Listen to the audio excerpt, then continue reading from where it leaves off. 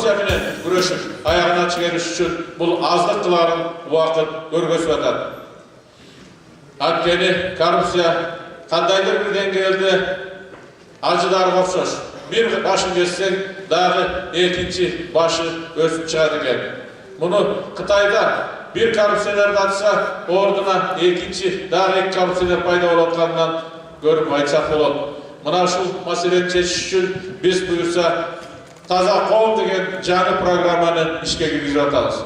Таза кол бул Кыргызстанды коррупциялык элементтерден куткара турган программа.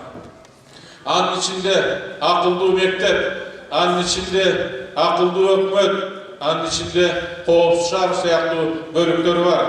Эгерде силер буюрса ушул программа ишке ашса, алдыңкы технологияларды колдонуу аркылуу, чөнтөк телефондорду колдонуп, интернеттер аркылуу, ошол мобилдик телефондор менен үйдө туруп, робудудан башка айыл өкмөтүнөн справкаларды ала баштасаңар, бул албетте биздин чиновниктер менен карапайым калктын бири-бирине болгон байланышын, бетме-бет келүүсүн азайтат. Ошол аркылуу аларга көз карандылыкты азайтат. Демек, коррупциялык себептер азаят.